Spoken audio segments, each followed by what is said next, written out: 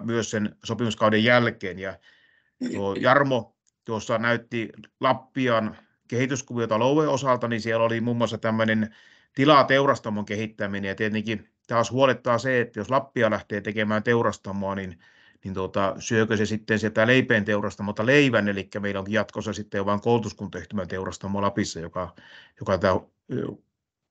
asioista huolehtii. Eli siinä mielessä pitää aina miettiä, että mitä ne julkiset toimenpiteet sitten aiheuttavat sillä yksityisellä sektorilla.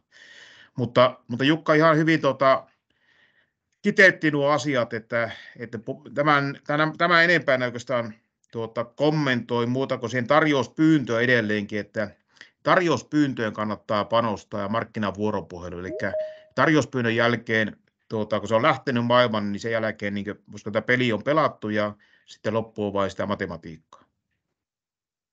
Kyllä. Hyvä, kiitos paljon näistä. Ja sitten Tuula, löytyykö linjoilta?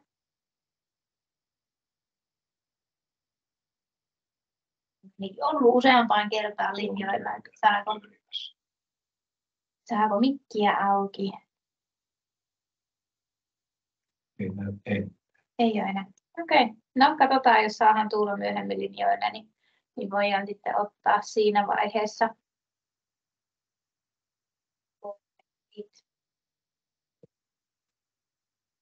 Joo, no niin. Elämässä aina tapahtuu kaikenlaista. Onko joku, joka haluaa kommentoida tässä välissä? Vai otetaanko välikysymyksiä? Mulla täällä muutama välikysymys on. Ne on aina hyviä, koska kaikki muut on ne esittänyt. Vie ne täältä vaan pois. Joo, eli täällä yhtenä kysymyksenä esitettiin ennakkoon, että mikä on lähiruokahankintojen tilanne Lapin kunnissa tällä hetkellä? Niin ihan nyt kaikki meidän kuntien vastaavat henkilöt voivat kertoa, että mikä tällä hetkellä tilanne on, jotka paikalla on. Ainakin Aniemi on nyt paikalla. Merja lähti tuohon puhelimeen, niin sanoiko Hainalka ensin, että miten teillä lähiruokahankinnat tällä hetkellä Rovaniemellä menee? Joo, meillähän on lähiruokana leipä. Tulee ihan tosi läheltä tästä Rovaniemeltä. Tosi ei puhuta raaka-aineista silloin, mutta leivän leipomisesta. Sitten meillä on lähitoimijana Lapin Krassi, jonka kautta tulee paikallisia juureksia. Ja ne tulee sitten kauempaakin Pohjanmaalta tulee meidän tuore perunan, että sinänsä niin sen pian niin kuin meidän kohdalla vielä lähiruokana. Ja porkkana tulee sieltä. Ja sitten meillä on tämmöisiä pienempiä yhteistyökumppaneita, joita sitten niin kuin yksittäisien tuotteiden osalta ostetaan. On paikallista kalaa ja muuta semmoista, mutta se on aika pientä. Se jää pienhankintarajojen alapuolelle suurin piirtein juuri nippanappa, että niistä meillä ei ole tällä hetkellä sopimustakaan vielä. Mutta siinäpä se oikeastaan on meidän mittakaavassa. Sittenhän me ostetaan tietenkin kaikki paikalliset marjat, mitä me vain saadaan käsiin. Ja ne paljon käy täälläkin esittelemässä erinäköisiä tuotteitansa ja muita. Ja monesti niitä kokeillaan ja testataan ja sitten joku jää ja joku ei. Että kohtuullisen suurena toimijana niin monta kertaa se tulee yrittäjällekin sitten vastaan, että no ei me ehkä kuitenkaan tuommoiseen määrään voi lähteä. Ja sitten meillä keittiöverkko on tällä hetkellä sellainen, että meillä on yksi iso keittiö, joka sen tekee, niin se ei ihan hirveän montaa erinäköistä vaihtoehtoa pysty päivittäin niin kuin sieltä sitten syytämään ulos. Kyllä. Siitä. Ja osaatko yhtään sanoa, että minkälaisessa prosenttilukemissa mennään Rovaniemen osalta?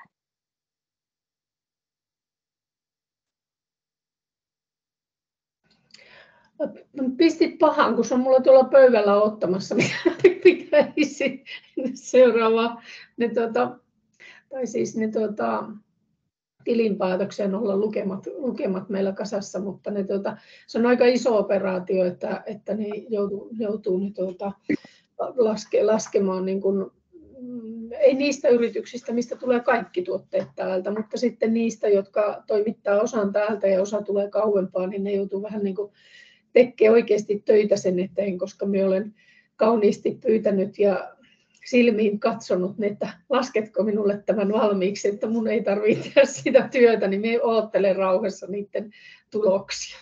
Kuulostaa hyvältä. Mutta tosi hyvin ja monipuolisesti kuulosti olevan niitä lähituotteita, se on tosi hyvä. Sitten tuonne viestintäkenttään oli tullut Torniosta tieto, että se on noin 8%, ja sitten laittoi Sari vielä hienon tämmöisen kaavionkin, että siellä on suurimmaksi osaksi tulee lihaa, sitten on täällä, miten täällä lue, leipää, marjoja ja kalaa, että siinä on niinku ihan tämmöisenä värikoodeina ja piirrokoina, että minkä verran suurin piirtein tulee. Mites Aulis teillä lähiruoka-astetta, onko tiedossa?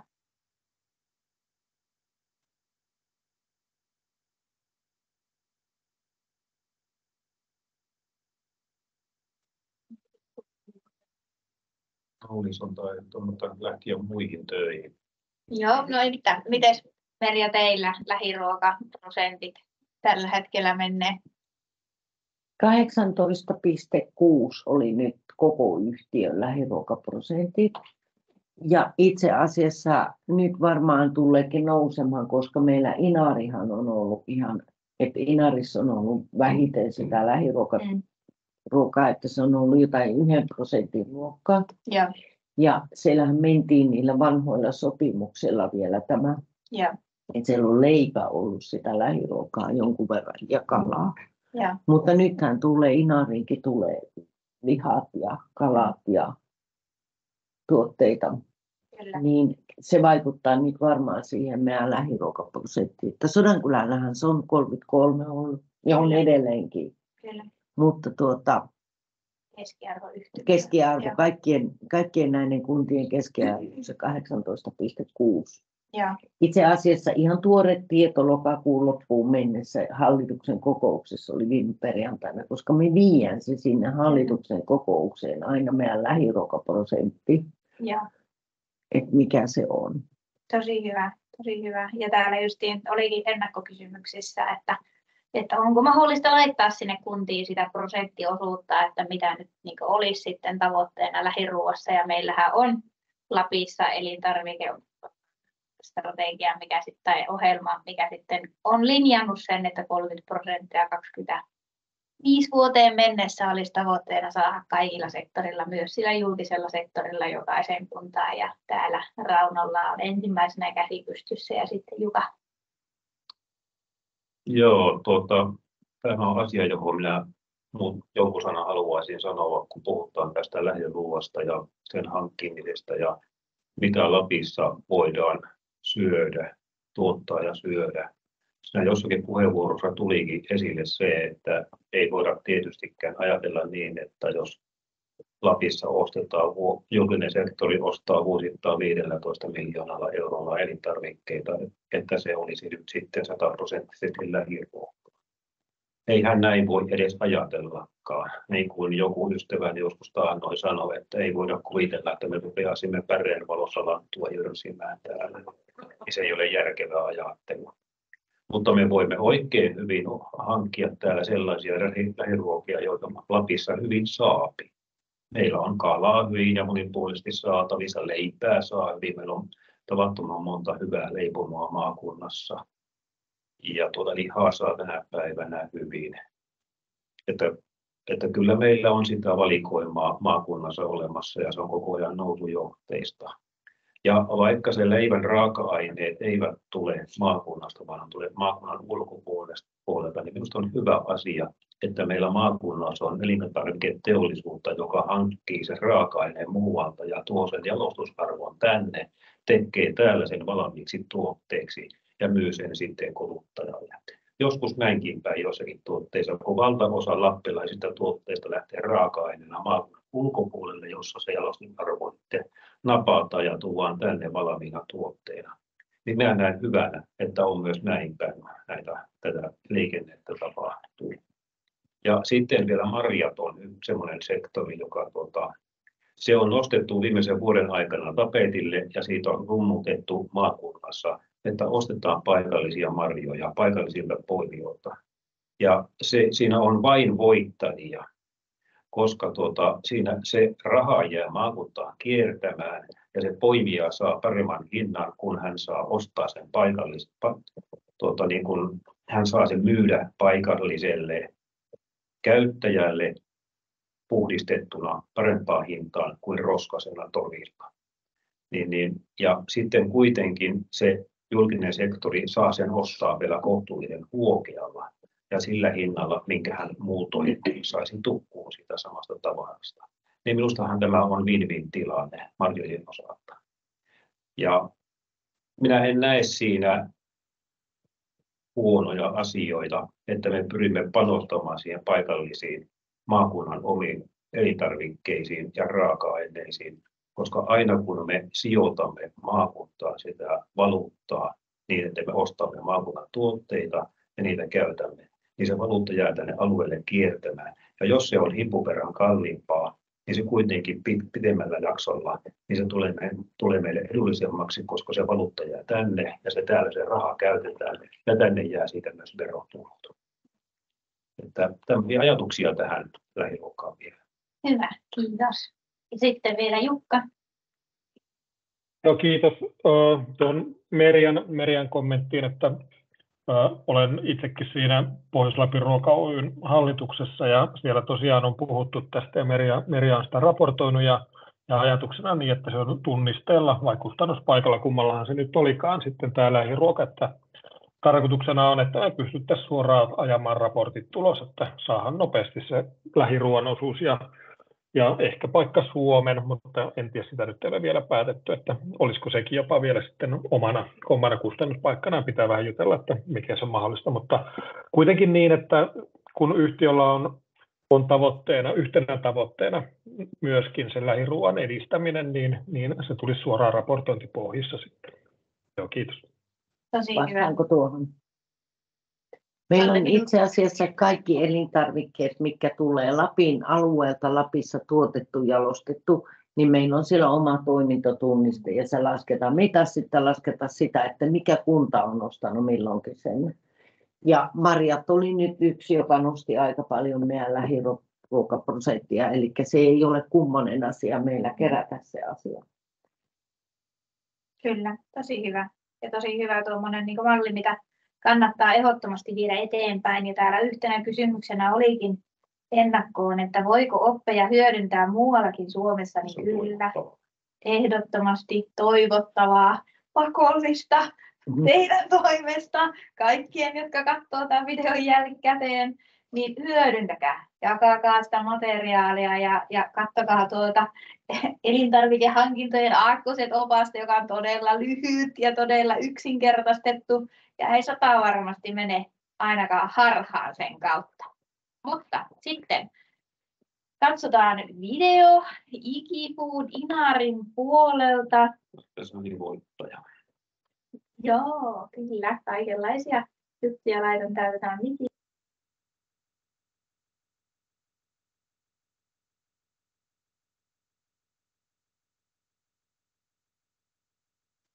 on kokin tausta ja sitten rupesi nämä luonnontuotteet kiinnostamaan niiden käyttö ruoan valmistuksessa. Ja hakeuduin tämmöiseen luonnontuotejalostajakoulutukseen.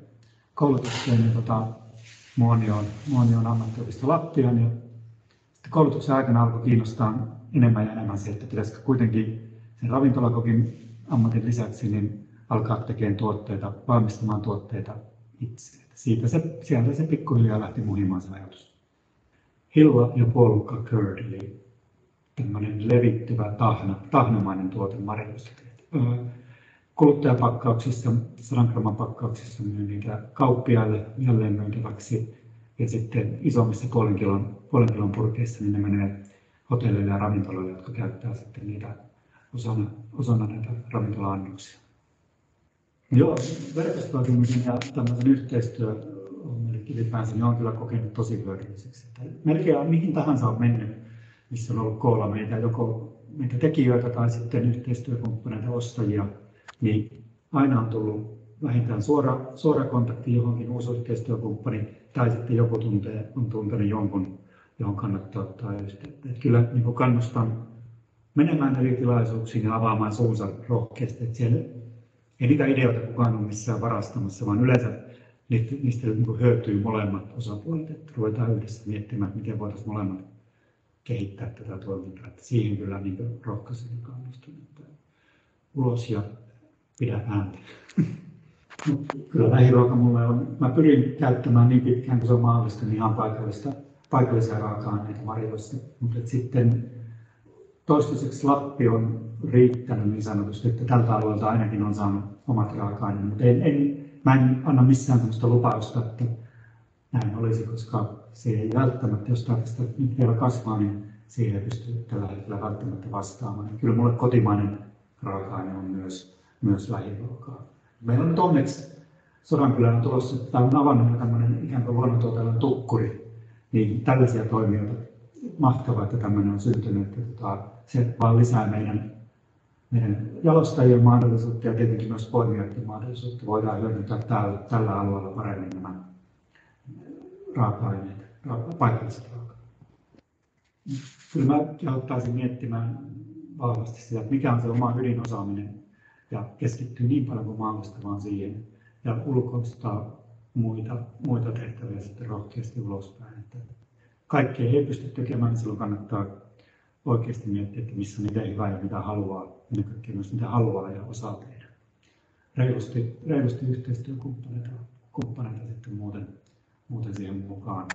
Ja mieluummin pikkusen itse kannalta varovasti kannattaa tehdä niitä laskelmia, että jos arvioi, että pystyy tähän ja tähän hintaan niin tuotteen valmistamaan tai tässä ja tässä aikataulussa, niin kehotan lisäämään siihen heti muutama 20%, 30% vähintään kuluja ja aikaa, koska sitä on herkästi itse ainakin oli pikkusen liian optimistinen. Ei tule ainakaan yllätyksenä se, että en halua ruokkia pessimismiä sitä, että se johtaa siihen, että ei kannata yrittää, mutta varautuu siihen, että aikaa ja rahaa kuluu vähän enemmän kuin toivoisin. Mä ehkä varsinkin tämä on nyt 3. vuotta mulla menossa, niin ensimmäisenä vuonna varsinkin ehkä sorrun siihen, että tuudittaudun semmoiseen helppoon toimeentuloon.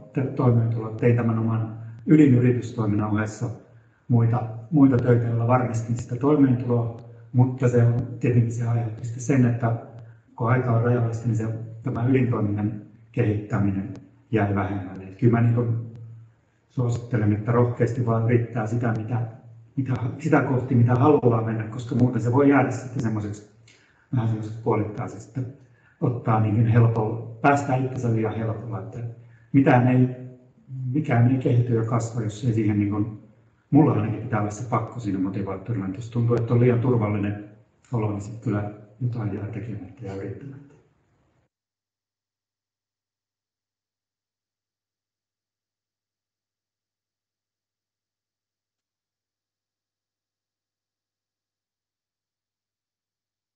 Niin. Sellaisia terveisiä, minusta tuo oli niin loistava tuo, että pakko voi olla hyvä motivaattori, sitähän se monesti on. Ja tästä Ikifoodista on tulossa myös artikkeli sinne linkin taakse, että laitan nuo videot sitten jakoon yksitellen ensi viikolla.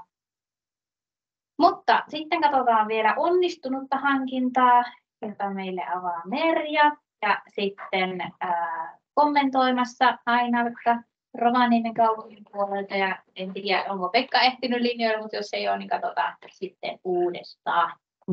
Mutta kerro vain.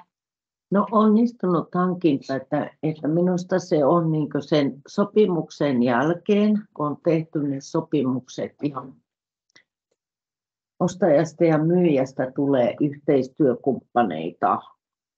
Ja silloin se tavallaan se sopimus ja se hankinta, kun on tehty, niin sen jälkeen se vuoropuhelu alkaa niin uudelleen. Niin alussa käytiin läpi, Rauno esittelikin sen, oliko Tanja silloin alussa, että se prosessi periaatteessa siitä kartoituksesta ja markkinavuoropuhelusta. Se alkaa siinä vaiheessa, sitä aletaan kehittää uusiksi. Ja ennen kaikkea tämä uusi yhteistyökumppani, niin sen kanssa lähdetään käymään sitä vuoropuhelua. Ja tässä nyt jossakin vaiheessa kiisteltiin vähän siitä, että kun se sopimus, että Audis totesi, että sopimus on hyvä, kun sitä ei muisteta, että se on olemassa. Mutta sitten taas minulla on semmoisia yhteistyökumppaneita jo hankinnoissa, joiden kanssa on vuosien yhteistyö takana. Niin mikä on se hyvä yhteistyö, että tavallaan se toimija jalkautuu sinne kentälle, sinne keittiöön kerran 2 vuodessa. Me käydään läpi niitä asioita ja siellä otetaan sitä palautetta, keskustellaan siitä, että miten sitä tuotetta voisi jalostaa ja onko tästä jotain muutettavaa, voisiko siellä olla, me ollaan käyty paljonkin eri tuotteiden kanssa sellaista keskustelua, se on sitä vuorovaikutusta, että vaikka se sopimus on tehty siitä tietystä tuotteesta, ja silloin kun meillä on tämmöinen lähiruokatoimija käsillä, niin jos me yhteisestä sopimuksesta päätämme vähän jalostaa sitä tuotetta ja kokeilla ja testata, niin se on ihan sallittua. Sitä saa ja sitä pitääkin tehdä. Ja se on tavallaan, siinä lähdetään valmistautumaan siihen seuraavaan tarjouspyyntöön jo. Ja joku tuolla mainitti siitä huonosta sopimuksesta, niin mehän pian sitä 1+1+1, yksi hankintavuosia, 1+1 optiovuosia, joista molemmista tehdään erikseen hankintapäätös. Mä olen nyt 6-7 vuotta hankkinut kaikki elintarvikkeet, tehnyt itse hankinnat. Ja osa niistä olen jo tehnyt useammalle kunnalle. Ja Sodankylän kunnalle olen tehnyt sen useamman vuoden. Ja kyllä sinne matkan varrelle on sattunut semmoisia huonojakin toimijoita, että aina se hankinta ei ole ollut onnistunut. Niin se, että minulla on se vuoden hankintasopimus ja tämän vuoden aikana käyhän sitä markkinavuoropuhelua, sitä keskustelua tämän yhteistyökumppanin kanssa, että mitä voidaan muuttaa. Muuttuuko joku asia ja siinä vaiheessa sitten jos näyttää siltä, että ei me niin päästäkään tässä asiassa eteenpäin, me käynnistetään uusi hankinta. Me ei otetakaan sitä optiota käyttöön. Me ilmoitetaan siinä vaiheessa sille toimijalle, että näistä tuotteista käynnetään, että mullahan on hankinnat 6 eri osassa. Niin sitten minä voin ilmoittaa, että minä en esimerkiksi näistä hankinnoista käytäkään optiovuotta, vaan minä käynnistän tästä uuden hankintakierroksen. Niin se on se takaportti sitten, että minun ei tarvitse loikkua 3 vuotta siinä löysässä hirressä ja käydä tätä keskustelua eikä näistä sanktioista. Sanktioista jonkun verran, että minä olen joskus joutunut käyttämään niitä sanktioita. Kun ei ole toiminut, se ei ole sopimuksen mukaisesti toimittu, mutta sekin on mennyt niin, että jos me ollaan kerran käyty se sanktio ja me ollaan keskusteltu asiaa läpi, niin toista sanktiota ei ole tarvinnut olla siellä sitten, että se on mennyt sitten hyvässä yhteisymmärryksessä, että ollaan niin opittu sitä toimimista, että se on vähän oppimista molemmin puolin. Että enemmänkin me ollaan käyty sanktiokeskusteluja näiden isojen toimijoiden kanssa, että ne enemmänkin lipsuu näistä hankintasopimuksista. Eli se on sitä jatkuvaa markkinakartoitusta ja vuoropuhelua. Ja jos mennään siitä sitten siihen onnistunut leipähankinta, niin tällähän me saatiin niitä leipätoimijoita, uusia toimijoita, jotka pystyivät kuitenkin laajentamaan sitä toimintaa. Ja se, mikä nyt tässä pitää muistaa näissä onnistuneissa hankinnoissa, että me julkinen hankkijahan emme ole se itseisarvo. Että meidän tarkoitushan periaatteessa on saada niin sille yrityksille sitä lisäbonusta, että se uskaltaisi investoida, laajentaa sitä toimintaansa ja olisiko se meidän niin semmoinen ehkä se tärkein tekijä, että me tehtäisiin itsemme tarpeettomiksi, eli siinä vaiheessa se yritys pärjäisi sitten niillä vapailla markkinoilla, sillä se olisi saanut kehitettyä niitä tuotteitaan, ja sitten taas se julkinen puoli lähtisi metsästelemään sitä seuraavaa yritystä, mitä voitaisiin niin ajatella, että pistettäisiin sitä sitten eteenpäin ja jaloille. Tämä olisi niin se jatkuva kasvu. Eli näin meidän pitäisi täällä toimia täällä Lapissa, että silloin me oltaisiin niin onnistuttu hankinnoissa. Että meillä olisi yritys, joka lähtisi porskuttelemaan omillansa. Se ei olisi enää meistä riippuvainen. Meidän niin jos miettii se, että yritys, joka olisi vaikka 90% meidän niin ostojen varassa lähtisi kehittämään sitä toimintaansa, muutaman vuoden päästä me oltaisiin 20% sen volyymista, niin silloin pärjäisi jo ilman meitä. Ja silloin voitaisiin lähteä katsomaan, että löytyisikö sieltä joku toinen yritys, mitä lähdettäisiin katsomaan, että josko sekin ottaisi oppia siitä ja kasvun mahdollisuutta. Minä pitäisin semmoista onnistuneena hankintaa. Kyllä. No mitäs Heinalka, minkälaisia ajatuksia sulla on onnistuneesta hankinnasta? Minkälaisena se näyttäytyy? Joo.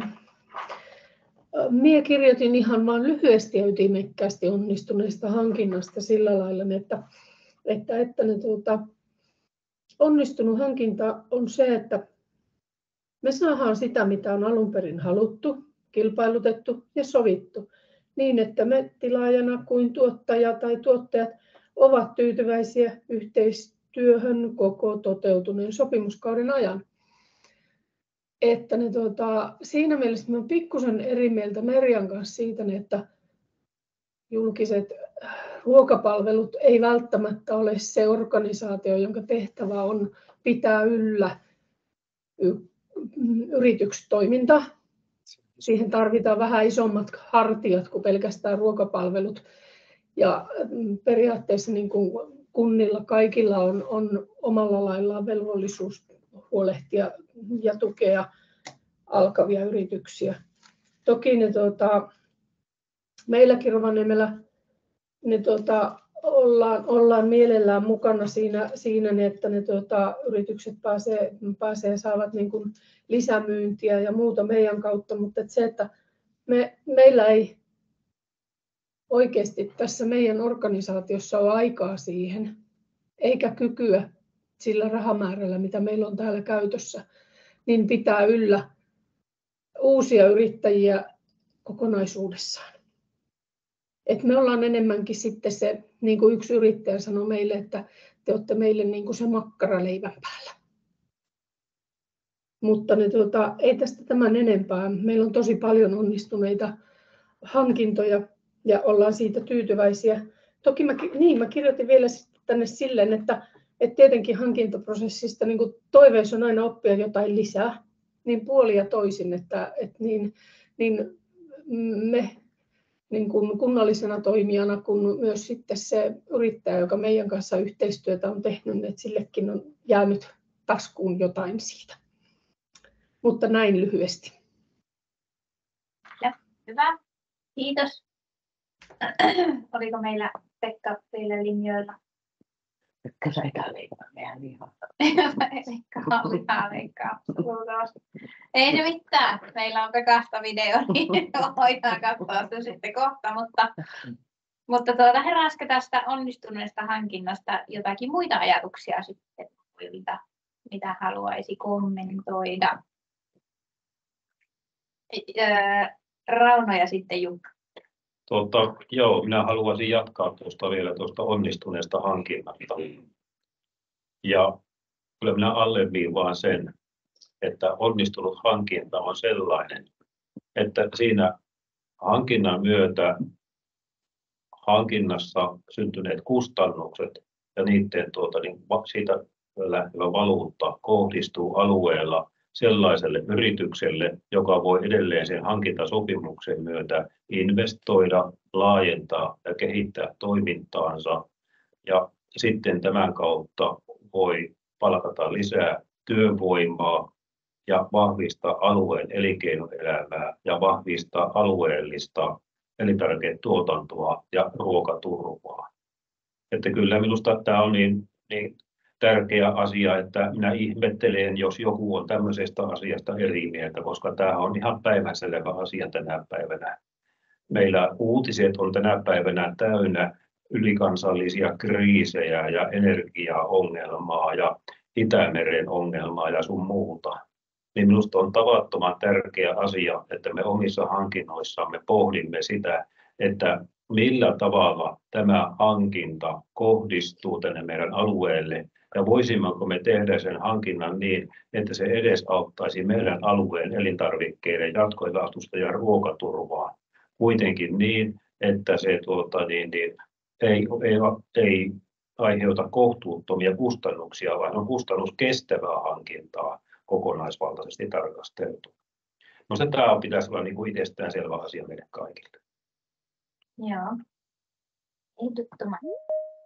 Me ollaan samassa veneessä. Sitten Jukka. Joo, kiitos. Tämä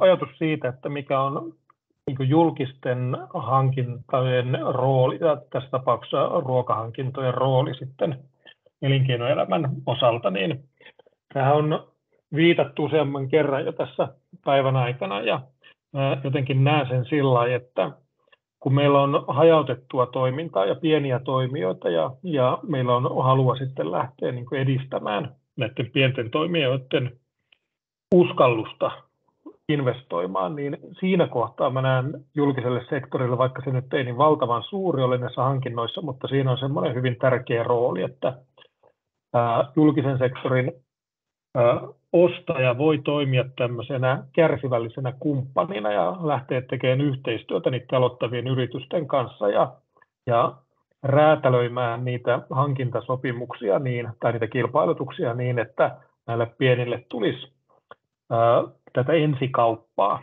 Eli saadaan se homma liikkeelle, uskalletaan tehdä ne aloitusinvestoinnit.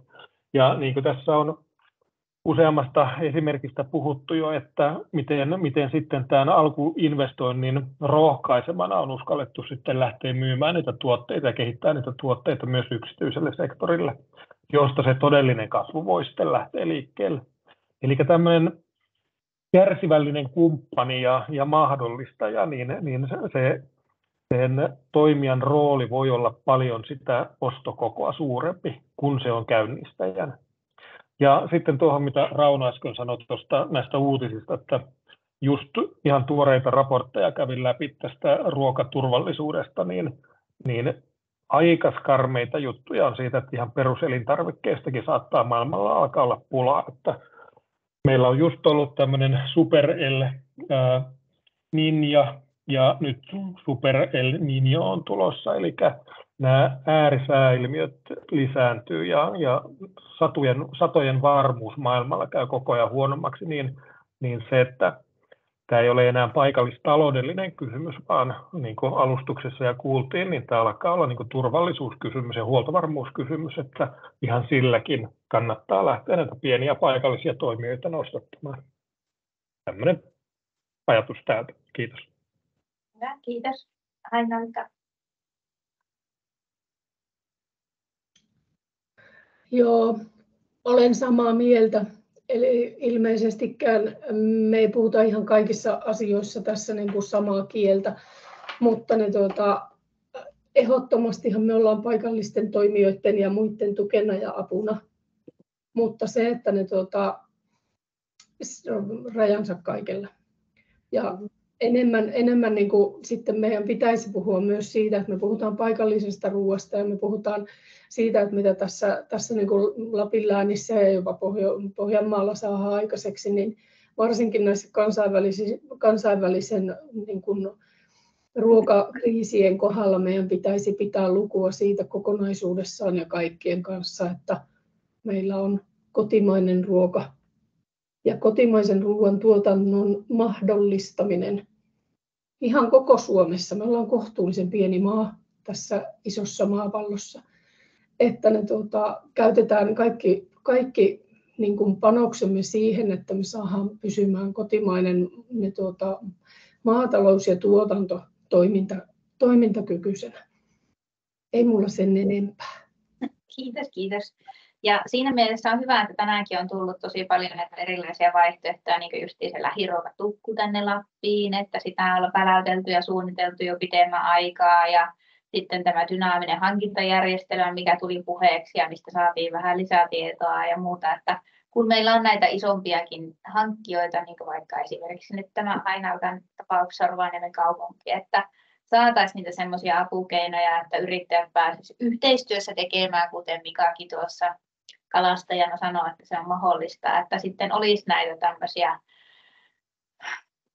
risteyksiä, mistä onnistuisi saada tätä tukea ja mahdollisuuksia sitten isommillakin toimijoilla hyödyntää tätä paikallista tuotantoa ja sitä kautta voitaisiin lisätä sitä tänne Lappiin, että meillähän täällä on ihan älyttömästi tilaa hyödynnettävänä, että toivon mukaan saataisiin sitä hyödynnettyä mahdollisimman tehokkaasti. Ja yksi kysymys täällä ennakkokysymyksissä oli myös erittäin mielenkiintoinen ja hyvä. Ja ehkä minä veikkaisin, että Raunolla on tähän jotakin sanottavaa. Voisin veikata. Mutta kysymys oli, että miten me voitaisiin lisätä avomaan puutarhan tuotantoa, että miten se käytännössä on mahdollista ja onko siihen tarve?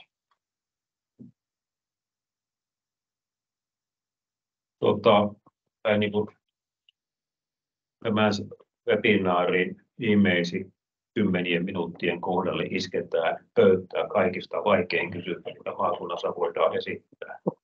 Avomaan puutarhatuotannon kehittäminen Lapissa.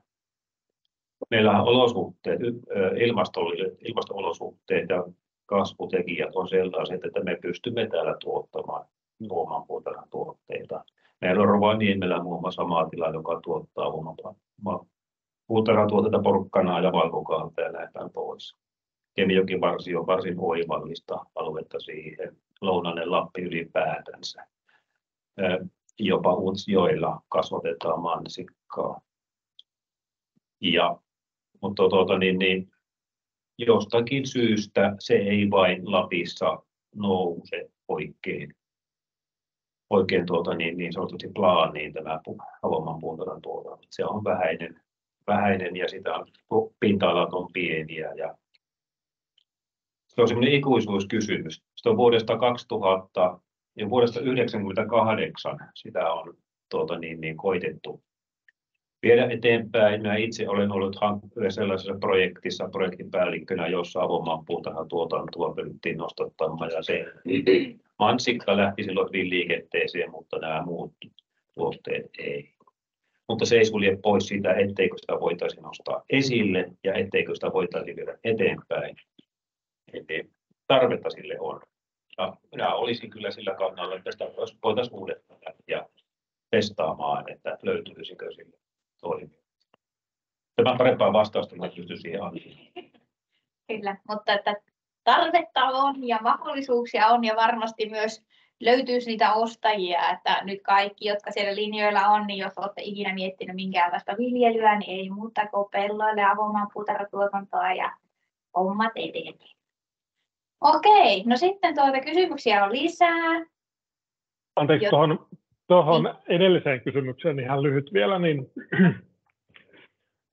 jos jatkan vähän siitä, mihin edellisessä puheenvuorossa niin olin, niin tämä julkisen sektorin mahdollisuudet, niin ihan hyvin voisi ajatella semmoista, että tehdään jonkun vaikka porkkanan tai sipulin viljelijän tai jonkun kanssa kokeilu siitä, että kokeillaan vaikka muutama aari ensin ja keittiö tämmöisen kokeilun nimissä sitoutuu ostamaan kaikki ne sipulit tai porkkanat ja hyödyntämään ja tehdään näitä kokeiluja ja just siihen se ajatus, että jos siitä tulee onnistumisia, niin mahdollisesti lähdetään niin jatkokehittelemään sitä vaikka seuraavaan tähän kilpailutuskierrokselle sitten, että tämmöiset kokeilut ja se, että sitoudutaan ostamaan, niin voisi rohkaista sitten sitä omaa viljelykokeiluakin.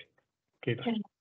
Hyvä. Merja, haluaisi vielä kommentoida? Itse asiassa tuosta porkkana-sipulisysteemistä viime keväänä minun otti yksi ihminen yhteyttä, että hänellä oli porkkana ja sipulia kylvättynä.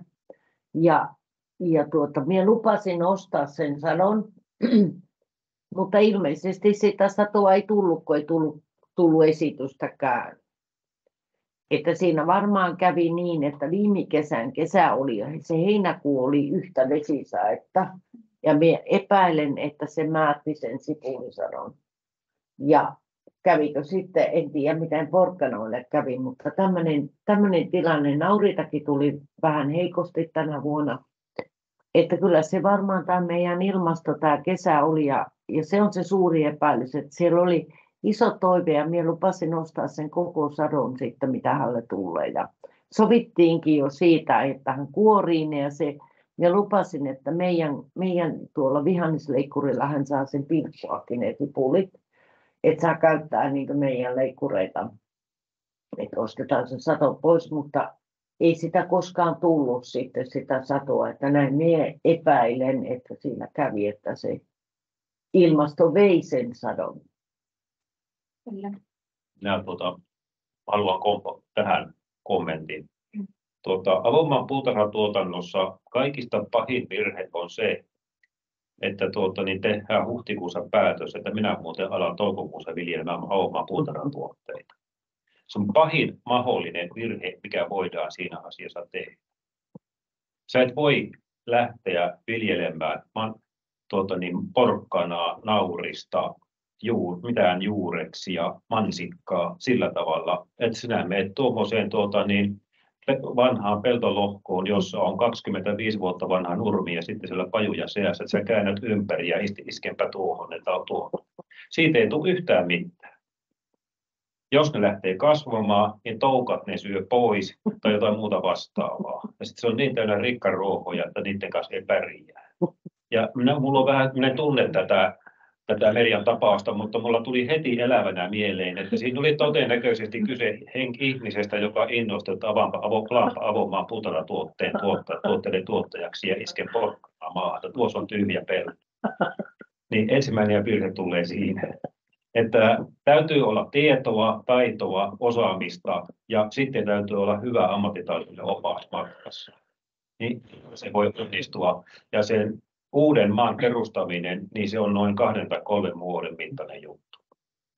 Eli kenen puoleen nämä avomaan puutarhatuotannon? Esimerkiksi Louen oppilaitoksen puolelle. Siellä on puutarhatuotannon opetusta ja sitten kaikki maatalousalan neuvontaorganisaatiot kyllä tietävät antaa vinkkejä. No niin, Jarmo, ole varovainen, kohta tulee yleisöryntää. Toivon mukaan. Meillä on 3 vuoden päästä sitten avoimaa puutarhatuotantoa ihan hurjin määrin Lapissa ja toivottavasti ympäri Suomea. Joo, katsotaanpa kohta niitä kysymyksiä sen jälkeen, kun ollaan katsottu meidän lihan Pekkaa, joka nyt on useammassa kohdassa ollut, mutta ei ole ollut. Niin katsotaan nyt sitten Pekkaa tältä videolta.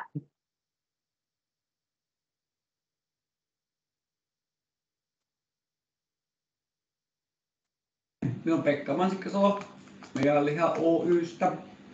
Tämä Meidän liha Oy sijaitsee täällä Tervolan Louella. Ja tämä yritys on tällä alueella ollut aika tarkkaan 5 vuotta. Yhteistyö eri ruokapalveluiden kanssa on alkanut Sodankylästä vuonna 2017. Ja sitä siis se on edelleenkin meillä sopimus heidän kanssa. Ja tässä matkan varrella on mukaan tullut myös Tornion kaupunki ja Tervolan kunta. Markkinavuoropuhelu, eli tämmöinen niin keskustelu noiden kuntien ruokapalveluiden kanssa on tietenkin sieltä alunperin Sodankylästä lähtenyt esimerkiksi pakkauskokoja, niitähän on viilattu, samoin kuin tuotteen rakeisuutta, toimitusajat, määrälliseksi myös toimitusajat. Sitten tätä vuoropuheluahan sitä vähän koko ajan. Nyt vaikka me ollaan sopimustilassa, niin kyllä me aika taajan, meillä on ollut niin Sodankylänkin kanssa semmoinen menetelmä, että me ihan jalkaudutaan sinne, me yrittäjät sinne Sodankylän keskuskeittiölle suurin piirtein 3 kertaa vuodessa. Ja siellä ne ihmiset, jotka tekee töitä, niin niiden kanssa on keskusteltu siitä että miten on mennyt ja miten tätä asiaa toimintaa voitaisiin parantaa. Se logistiikka on järjestetty sillä lailla, kuitenkin niin isoja toimituksia, että tuonne Sodankylän ruokapalveluun, sinne meiltä on pitkä matka tänne, että Oulun autokuljetus hoitaa sen sillä lailla, että tänään on perjantai, valmistetaan tuotteet, pakataan valmiiksi ja sunnuntai-iltana autokuljetus noutaa tuolta terminaalista ja ne on maanantai-aamuna kello 7 siellä. Mutta sitten Tornion ruokapalvelu kautta Tervolan ruokapalvelu, sinne me toimitetaan itse. Yrittäjien lisäksi, joita nyt on 3, niin on 3 työntekijää sitten.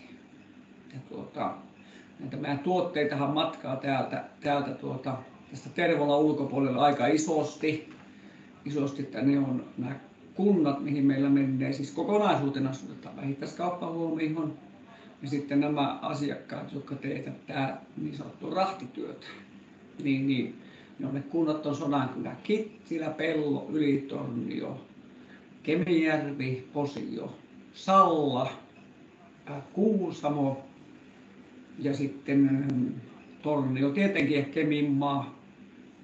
Mainittiinko Tervolankin? Meillä on täällä mukavasti on asiakkaita. Tervolahan on tämmöinen aika merkittävä lihantuotantoalue, että täällä on meillä paljon asiakkaita, jotka teetävät omia tuotteita sitten täällä.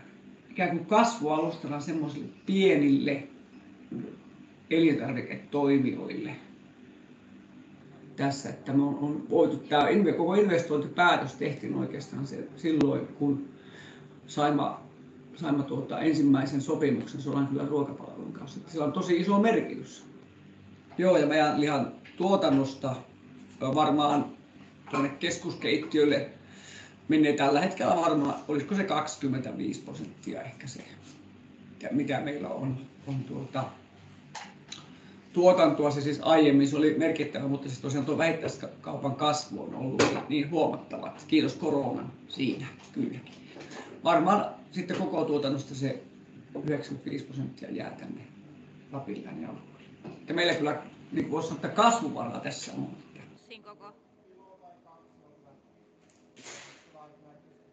No se lähiruoka. Minusta se lähiruoka nyt olisi semmoinen asia, että se pitäisi niin saada palautua.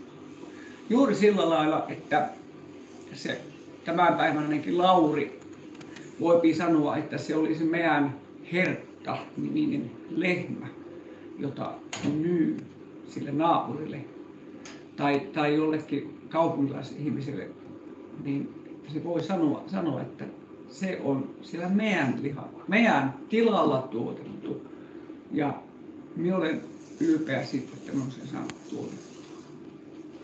Me ei voida ratkaista koko Lapin, eikä koko Lapin, niin koko aluetalouden sitä. Me ei olla niin ratkaisu siihen. Meillä on täällä hyvin paljon tilaa muillekin yrityksille. Minä uskon vilpittömästi, että jokaisen kuntaan sopii yksi pieni jalostava yritys. Ja sanoisinpa jopa, että useitakin.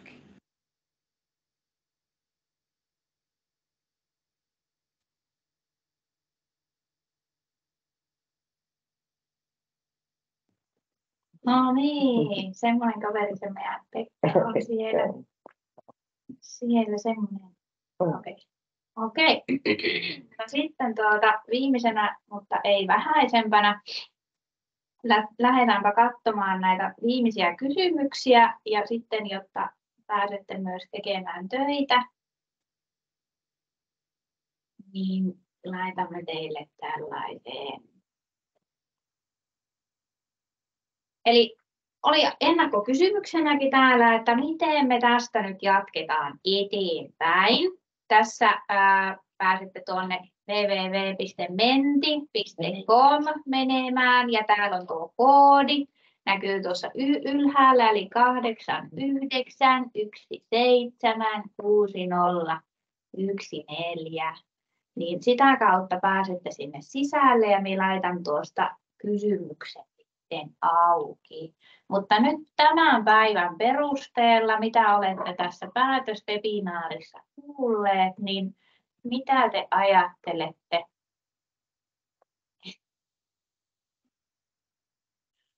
Että mitä pitäisi tehdä nyt? Mitä on jäänyt vielä tekemättä tai miten tästä lähdetään ponnistamaan eteenpäin? Ihan jos ajatellaan, on se sitten Lappi-alueena tai Suomi-alueena, niin mitä pitäisi tehdä, että me saataisiin sitä lähiruokaa edelleen sinne julkiselle sektorille? Mitkä on ne semmoiset stepit teidän näkökulmasta? Voitte useamman vastauksen sinne laittaa tuolla koodilla 891760114.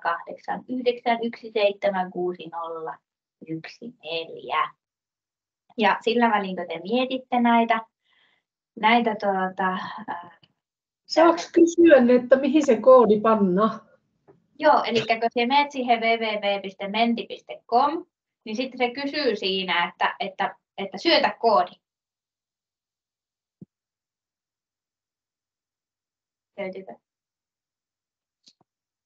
Kiitos, oli vähän muissa ajatuksissa. Lisää, että pitkä päivä ja viimeinen päivä, työpäivä monelle tämä perjantai, että ei yhtään, en ihmettele sitä. Mutta minä käyn sen sillä välin näitä muutamia kysymyksiä läpi, mitä tässä oli. Aika lailla ollaan kaikki käyty. Mutta muutama on tullut kysymys siitä, että miten tästä eteenpäin ja onko tälle hankkeelle jatkoa, niin tälle hankkeelle suoraan ei ole nyt jatkoa tiedossa, että keskusteluissa on ollut tämän hanketiimin kanssa, että minkälaisia asioita sinne halutaan nostaa erityisesti loppuraporttiin, että mitä seuraavat stepit sitten olisi, ja sitä varten myös haluttiin teiltä kysyä, että mitä te näette, että siellä kannattaisi olla, että voidaan näistä sitten tehdä semmoinen suuntaviivat eteenpäin toimenpiteittäin, että mitä pitäisi tehdä. Ja Luonnonvarakeskushan on todella hyvä hankehakija, että siellä sitten Jukka varmasti lähtee asioita viemään ainakin eteenpäin, ja tietenkin voidaan tukea tässä sitten loppuvaiheessa ja viedä myös ohjausryhmälle sitten ehdotukset siitä, että mitä kannattaisi lähteä tekemään. Ja sitten täällä on kysymyksenä myös, että miten hyvät käytännöt toimii. Miten hyvät käytännöt lähdetään sitä toimintaa viemään myös tämän jälkeen, että ne ei sitten jää ainakaan minnekään pöytälaatikkoon, niin sitä varten ollaan tehty tämä elintarvikehankintojen aakkoset, ja tämä nyt ollaan lähettämässä just niihin Lapin kuntiin, 5 kappaletta per kunta, että täällä pääsee tätä katsomaan, niin me ei voi tätä vilauttaa tässä samalla, kun te vastailette, että millä tämä sitten näyttää. Se hyvin vahvasti näyttää samalta, mitä nyt tuo esitys, mitä ollaan tänään käyty läpi, mutta on sitten tämmöisessä vihkomaisessa muodossa. Täältä löytyy johdantoa ja täältä löytyy tästä markkinakartoituksesta vähän pitemmät sitten selitykset, samoin kuin näistä kaikista muistakin aiheista. Teidän ei siis tarvitse todellakaan nyt ehtiä lukemaan näitä, koska tämän te saatte sitten jälkikäteen materiaalissa tämän sähköisen version ja kunnat saa sitten postissa tai sitten meidän toimittamana suoraan sen sitten eteenpäin. Mutta että siinä se on ja sieltä löytyy myös tilaa niille omille muistiinpanoille, niin niitä pääsee sitten sinne kirjailemaan. Ja totta kai se on myös meidän kaikkien tehtävä, että nyt kun meillä on nämä tiedossa nämä tulokset, mitä kuntakierroksilta on tullut ja kaikesta tästä, mitä ollaan käyty opastamassa ja tiedottamassa ja laitettu Marja-haastetta ja kirjoitettu lehtiin ja tuotu tätä lähiruokaa esille monella eri tavalla, että pidetään ääntä edelleen eikä lopeteta sitä. Ja tietenkin rahoittajille viestinä, että edelleenkin tätä viestintää kannattaa jatkaa ja just sitä ihmisten törmäyttämistä, että saadaan sitä tietoisuutta, että kaikki nämä Mikan kaltaiset kalastajat, että saataisiin ne sitten pongattua sinne maailmankartalle ja he pääsisivät keskustelemaan niiden toimijoiden kanssa, jotka ostajina toimivat. Sitten täällä niin kysymyksenä oli myös, että miten sitten saadaan noita ravintoloita mukaan ja onko hanke tehnyt jo yhteistyötä ravintoloiden kanssa. Niin no, keskusteluissa on ollut useita ravintola-alan toimijoita näissä meidän eri tilaisuuksissa, mitä ollaan tehty ja missä yrittäjiä on ollut mukana ja siellä yrittäjät on suoraan saanut sitten kontakteiksi näitä ravintola-alan toimijoita, mutta että meillä Lapissa kuitenkin on sitten muitakin hankkeita olemassa ja ollaan sitä yhteistyötä sitten heidän kanssa tehty. Ja sitten täällä kysymyksenä oli myös, että minkälaista tutkimusta tarvitaan jatkossa. Niin, no, tässä on aika hyviä niin alustuksia, mitä teillekin on niin tullut. Että muun muassa jalostustoiminnasta tai sitten tästä avomaanpuutarhatoiminnasta, että löytyykö sieltä semmoista näppärää opasta, että ei tarvitse välttämättä parin vuoden koulutukseen lähteä sinne Louelle, tai minkälaista muuta sieltä sitten löytyy. Ja sitten, no viennistä tuli myös kysymys, että miten sitä lisää vientiä saataisiin, että sitä kautta saataisiin sitten lisää arvoa näille lappilaisille tuotteille ja ihan siltä niin mututuntumalta, mitä ollaan näitä yrityksiä käyty läpi, niin useat toimijat haluaa kuitenkin pitää Lapissa lappilaiset tuotteet, että sitä ensisijaisesti hyödynnettäisiin täällä ja totta kai niitä semmoisia erikoistuotteita voidaan sitten lähteä maailmallekin viemään, mutta ehkä se semmoinen kotiseuturakkaus kuitenkin on se, mikä täällä vetää eteenpäin. Mutta YIN on tullut teiltä näitä vastauksia ja ehdotuksia. Täällä elintarvikeyritysten verkoston vahvistaminen, yrittäjien ohjausta, yhteistyöratkaisuja ehdottomasti. Tilakysymyksen ratkaisut, millä tavalla alkavat yritykset saavat edullisesti tiloja käyttöön, lisää jalostustoimintaa, hankkeille jatkohanke, lähiruoka-ajatus yhteiseksi, vastakkainasettelu vähemmäksi ehdottomasti. Konkreettisia kehittämishankkeita yrittäjien ja ostajien kanssa, juuri näin. Lisää yhteistyötä lähikuntien ja maakunnan tasolla lähiruoan hankinnan kehittämiseksi, maakunnallinen dynaaminen hankintajärjestelmä, markkinointia ja viestintää lisää yhteistä keskustelua, verkostoitumista, kehittämishankkeita, yhteinen asia. Sitä se todellakin on. Tämä on meidän kaikkien yhteinen asia monellakin eri saralla.